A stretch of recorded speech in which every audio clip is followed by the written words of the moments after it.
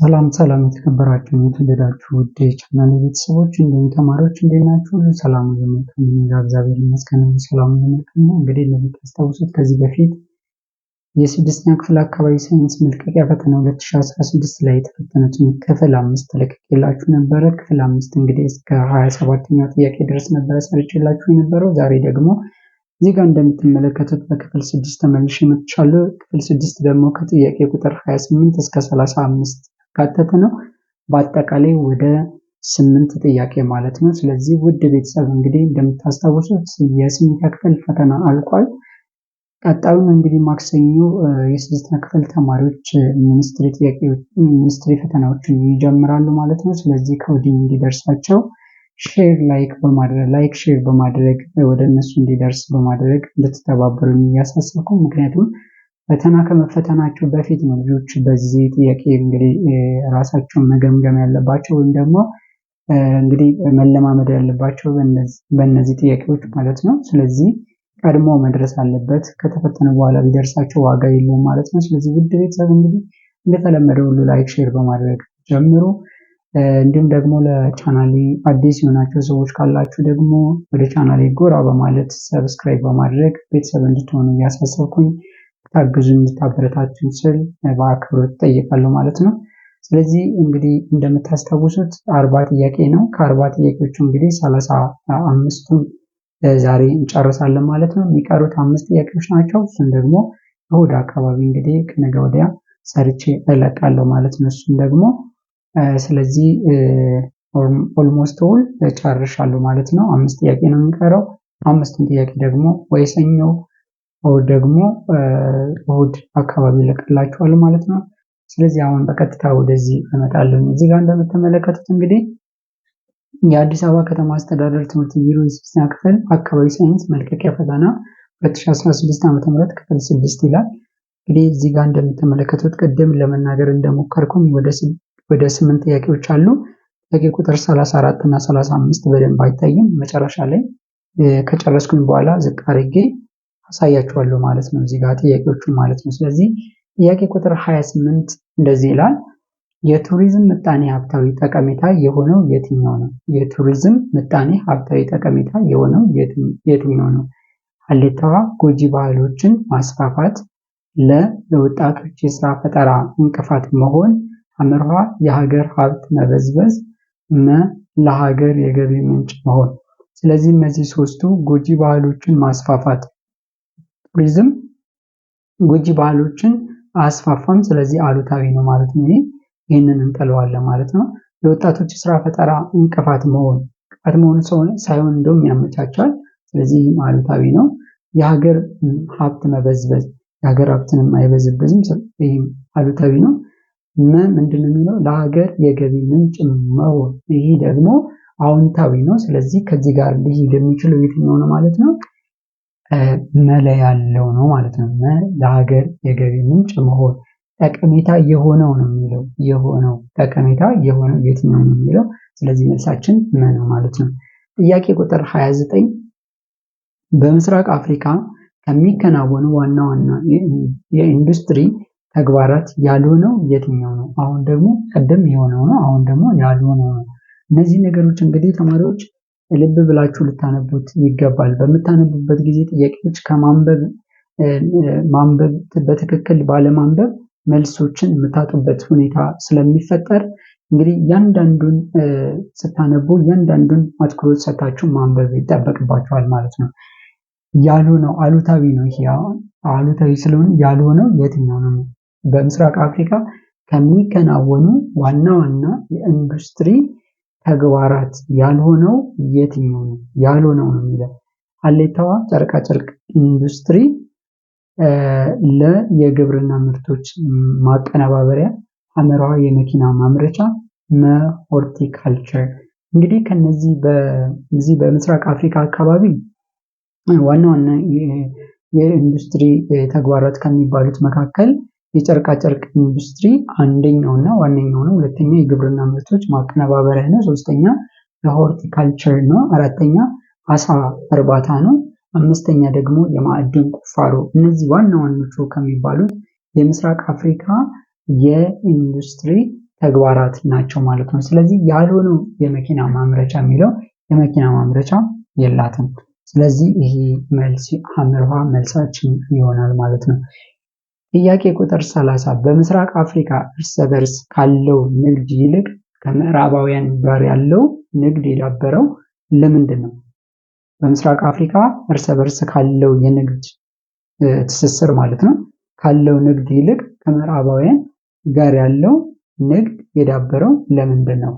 ሀሌታዋ አብዛኛው ምርት የግብርና በመሆኑ የምስራቅ አፍሪካ ሀገራት በብዛት ሸቀጣሸቀጥ ስለሚልኩ ሐመርሃ የቀጠናው ያልተረጋጋ የሰላም ሁኔታ መሀና ሐመርሃ መልስ ናቸው። ስለዚህ ለዚህ ጥያቄ መልስ ሊሆን የሚችለው ሀሌታዋ ነው። አብዛኛው ምርት የግብርና በመሆኑ የሚለው መልሳችን ሊሆን ይችላል ማለት ነው። ምክንያቱም እንግዲህ በምስራቅ አፍሪካ አካባቢ በምስራቅ አፍሪካ ቀጠና ውስጥ ያሉት ሀገሮች የሚታወቁት በግብርና ነው። ስለዚህ አብዛኛው ምርት የግብርና በመሆኑ የሚለው መልሳችን ይሆናል ማለት ነው። እንግዲህ ከነዚህ ቀደም እንግዲህ ግብርና አንዱ ነው። እዚህ ጋር የግብርና ምርቶች ማቀነባበሪያ ከኢንዱስትሪ አንዱ እሱ ነው።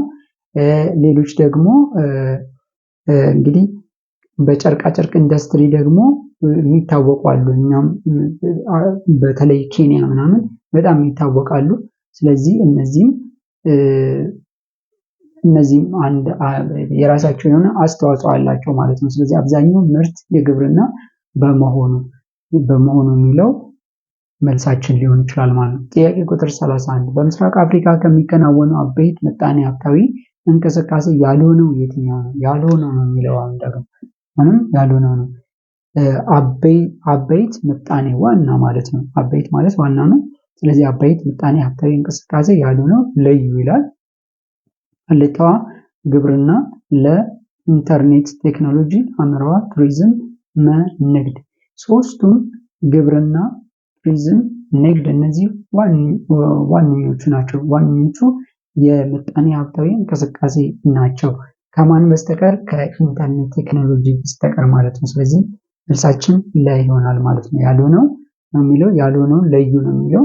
ስለዚህ መልሱ የኢንተርኔት ቴክኖሎጂ የሚለው መልሳችን ይሆናል ማለት ነው። ጥያቄ ቁጥር 32 HIV ኤድስ በሽታን የሚያመጣው ተህዋስ ምንድን ነው? ሀሌታዋ ባክቴሪያ፣ ለትላትል፣ ሐመርሃ ቫይረስ፣ አሜባ። ስለዚህ ይሄ ደግሞ ይታወቃል፣ ያው ቫይረስ ነው። HIV ኤድስ የሚከሰተው በቫይረስ ነው ማለት ነው። ጥያቄ ቁጥር 33 ከኤችአይቪ ኤድስ ራሳችንን ለመጠበቅ ምን ማድረግ አለብን? ከኤችአይቪ ኤድስ ራሳችንን ለመጠበቅ ምን ማድረግ አለብን? ሀሌታዋ ከልቅ ግብረ ስጋ ግንኙነት መታቀብ፣ ለልቅ ግብረ ስጋ ግንኙነት ማድረግ፣ ሐመርሃ ስለታም ነገሮችን በጋራ መጠቀም፣ ማንኛውም ደም በልገሳ መቀበል። እንግዲህ ምንድነው ጥያቄያችን? ከኤችአይቪ ኤድስ ራሳችንን ለመጠበቅ ምን መደረግ አለበት ነው። ምን መደረግ አለበት? በምን መንገድ ነው ራሳችንን ከኤችአይቪ የምንጠብቀው ነው? ከልቅ ግብረ ስጋ ግንኙነት መታቀብ የሚለው የመጀመሪያው ሀሌታዋ መልሳችን ይሆናል ማለት። ልቅ ግብረ ስጋ ግንኙነት ይህም አንዱ ለኤችአይቪ የሚያጋልጥ ነው። ስለታም ነገሮችን በጋራ መጠቀም ሌላኛው ለኤችአይቪ የሚያጋልጠን መንገድ ነው።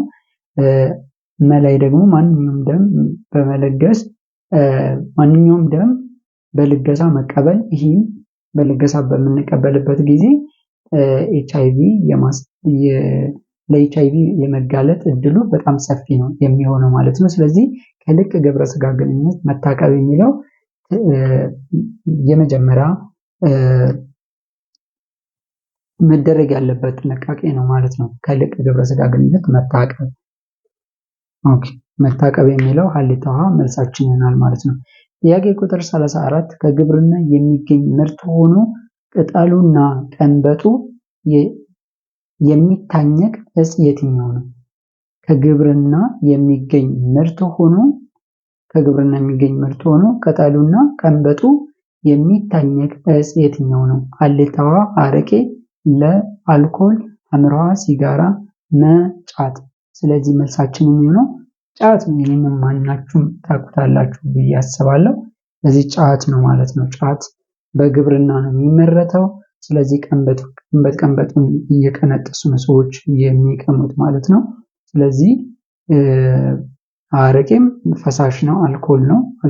አረቄ አልኮል ነው። አልኮልም ያው ሲጋራ ቶባኮ ነው ይሄ።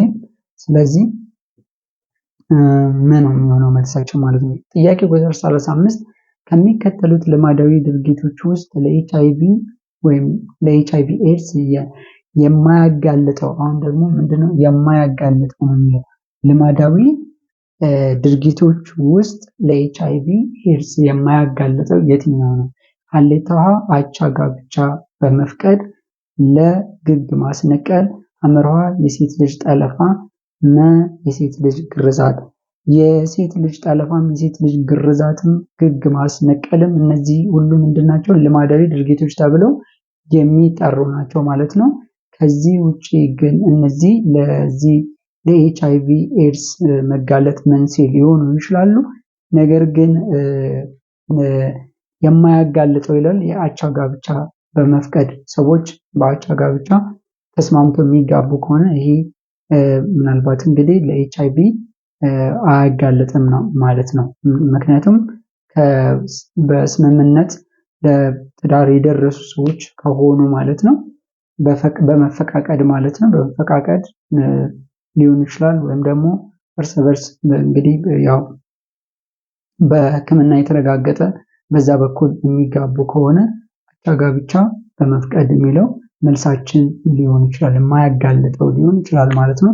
ስለዚህ መልሳችን ሀሌታው ሀ ሊሆን ይችላል ማለት ነው። እንግዲህ የዛሬ ጥያቄዎች እነዚህን ይመስላሉ። እንግዲህ 5 ጥያቄዎች ናቸው የሚቀሩት አምና ከተፈተኑት ማለት ነው። እሱም ደግሞ እንግዲህ እንደ ቅድም ለመናገር እንደሞከርኩኝ በመግቢያ ላይ በሚቀጥሉት ቀናት ከነገ ወዲያ እሁድ፣ ሰኞ አካባቢ እለቃለሁ ማለት ነው እሱን። ስለዚህ ሙሉ በሙሉ 5 ጥያቄዎች ናቸው የሚቀሩት። 5ቱን ጥያቄ ሲጨመር 40 ጥያቄ ይመጣል ማለት ነው። ስለዚህ ውድ ቤተሰብ ለዛሬ ስለተከታተላችሁ እጅግ አድርጌ አመሰግናለሁ። ቪዲዮውን እንግዲህ ቅድም ለመናገር እንደሞከርኩኝ ሼር በማድረግ ከመፈተናቸው በፊት ልጆቹ ጋር እንዲደርስ በማድረግ እንድትተባበሩ፣ እንዲሁም ደግሞ ለቻናሌ አዲስ የሆናችሁ ቤተሰቦች እንግዲህ እየገባችሁ ሰብስክራይብ በማድረግ ቪዲዮዎችንም ላይክ፣ ሼር በማድረግ እንድታበረታቱኝ እየጠየኩኝ ለዛሬ አብራችሁን ስለቆያችሁ ስለተከታተላችሁ እጅግ አድርጌ አመሰግናለሁ። ቴንኪው